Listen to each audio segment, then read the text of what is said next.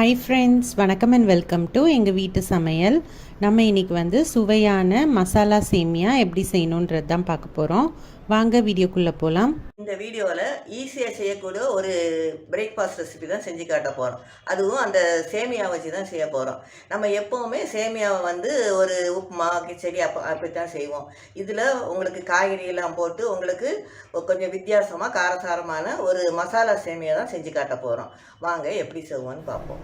இதுக்கு 1 கப் போல் சேமியா, கொஞ்சோண்டு பட்டாணி, 2 பெரிய வெங்காயம், 6 பீன்ஸு, 1 தக்காளி, கொஞ்சோண்டு கொத்தமல்லி தழை, ஒரு கேரட் வந்து இந்த மாதிரி துருவி வச்சுருக்கிறது, அதுக்கப்புறமா ஒரு 2 ஸ்பூன் போல் நெய், தேவையான அளவு உப்பு, மஞ்சத்தூள், 1/2 ஸ்பூன் போல் தனி மிளகாத்தூள், 1/2 ஸ்பூன் போல் தனியாத்தூள், 1/2 ஸ்பூன் போல் கரம் மசாலா, தேவையான அளவு எண்ணெய், கொஞ்சோண்டு முந்திரி பருப்பு, இதெல்லாம் தான் எடுத்து வச்சுருக்கோம்.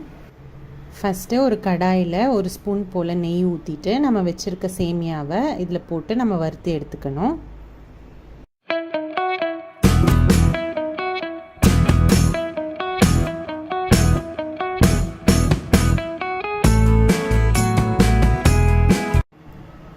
இப்போது அதே கடாயில் நம்ம வந்து நல்லெண்ணெய் விட்டுட்டு நல்லெண்ணெய் சூடானதும் கடுகு போட்டு தாளிச்சிக்கலாம்.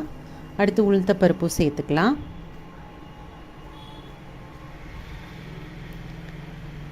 கருவேப்பிலை சேர்த்துக்கலாம். அடுத்து நம்ம வச்சுருக்க வெங்காயத்தை சேர்த்து அதை வந்து நம்ம நல்லா வதக்கிக்கணும்.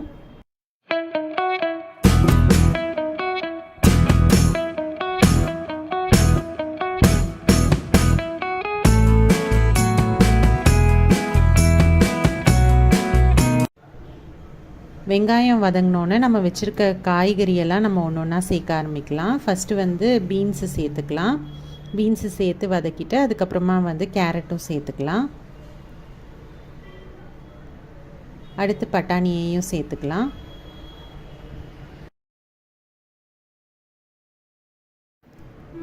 இந்த காய் வதங்கின பிறகு நம்ம வச்சுருக்க தக்காளியை சேர்த்துக்கலாம். சேர்த்து அதை நல்லா வதக்கிக்கலாம். இப்போ பார்த்திங்கன்னா இந்த தக்காளி வந்து நல்லா மசிய வதங்கணும். அதுக்கு தேவையான அளவு நம்ம உப்பு சேர்த்துக்கலாம். மஞ்சத்தூளும் சேர்த்துக்கலாம். சேர்த்து அதை வதக்கிக்கலாம்.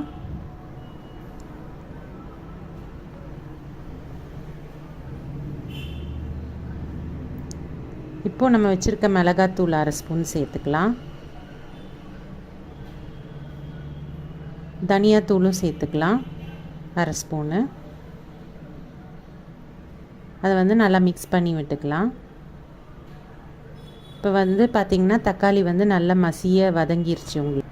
இப்போ பார்த்திங்கன்னா காயும் வந்து பாதிக்கு மேலே நல்லா வெந்துருச்சு. இந்த டைம் வந்து நம்ம பக்கத்து அடுப்பில் இந்த சேமியாவுக்கு தேவையான தண்ணியை வந்து நம்ம கொதிக்க வச்சுருக்கோம்.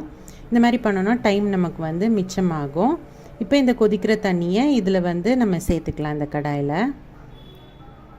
இப்போ வந்து பார்த்திங்கன்னா காயும் வந்து உங்களுக்கு வெந்திருக்கும், தக்காளியும் நல்லா மசிய உங்களுக்கு வதங்கிருச்சு.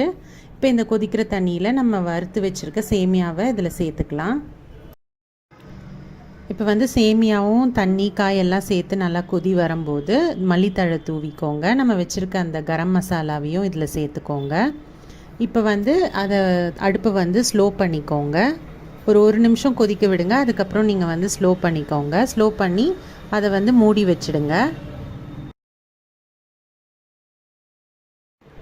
இப்போ 5லேருந்து 7 நிமிஷம் கழித்து நம்ம திறந்து பார்த்தோன்னா நம்மளோட மசாலா சேமியா சூப்பராக தயாராகிடுச்சு. இப்போ நம்மளோட மசாலா சேமியா ரெடி. இப்போ என்ன பண்ண போகிறோன்னா முந்திரி பருப்பை வந்து நல்லா நெய்யில் வறுத்து இது மேலே சேர்க்க போகிறோம். இந்த மாதிரி சேர்த்தோன்னா நமக்கு கூடுதல் சுவையாக இருக்கும். ஸோ இந்த ஈஸியான பிரேக்ஃபாஸ்ட் ரெசிப்பியை நீங்கள் ட்ரை பண்ணிங்கன்னா உங்களோட ஃபீட்பேக்கை எங்களுக்கு ஷேர் பண்ணுங்கள். இந்த வீடியோ உங்களுக்கு பிடிச்சிருந்ததுன்னா லைக் பண்ணுங்கள், ஷேர் பண்ணுங்கள், சப்ஸ்கிரைப் பண்ணுங்கள். மறக்காமல் பெல் பட்டனையும் டேப் பண்ணுங்கள். அப்போ தான் எங்களோட ரெகுலர் அப்டேட்ஸ் உங்களுக்கு வந்து சேரும். தேங்க்யூ.